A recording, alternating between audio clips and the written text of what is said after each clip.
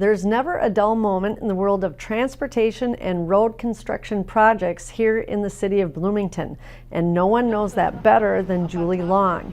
Julie was recently promoted from her position as Bloomington's senior civil engineer to city engineer upon the September retirement of city engineer Shelley Hansen.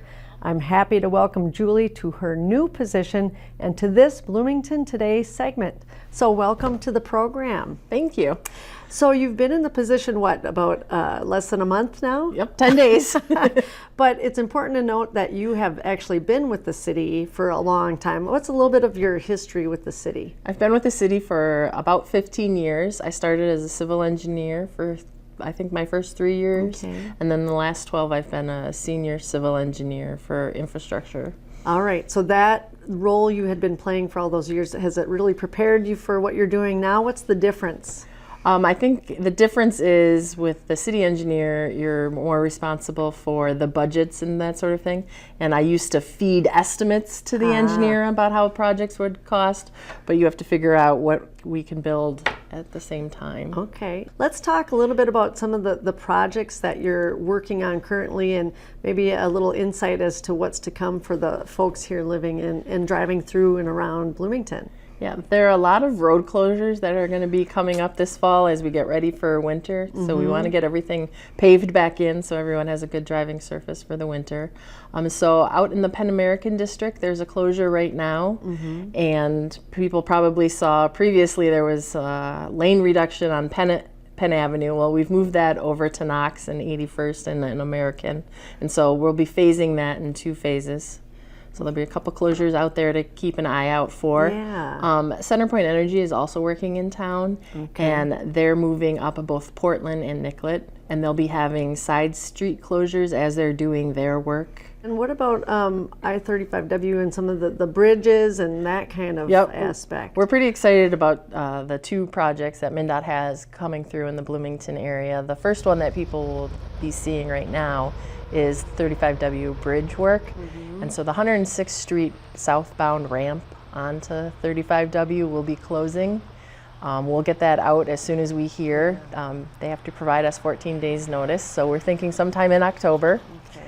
And the other big project is Corridors of Commerce, and it goes from the airport, Highway 5, out west towards France and past there. MnDOT is doing a survey. It's pretty quick with three questions, but then the thing that we're most excited about is they have a wiki map.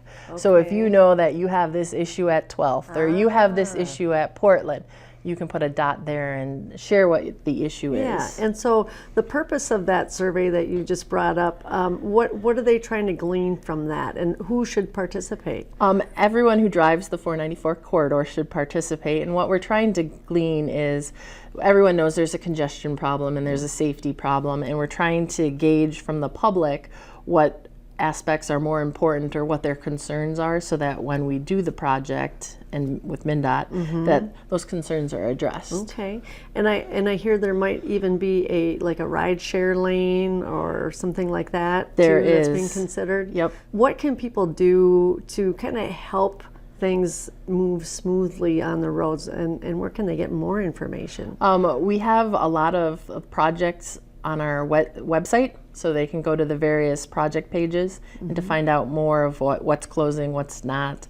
We also send out updates on each project on the city e-subscribe program, and we do that usually most Fridays. And we were talking before the interview a little bit about some of your other involvement. You're involved with what organization? We were talking about the STEM kinds of things that are happening. Yeah, I'm involved in the Society of Women Engineers, and the story I had shared with you is we do a lot of outreach to various age groups, trying to encourage people to get involved in the engineering field.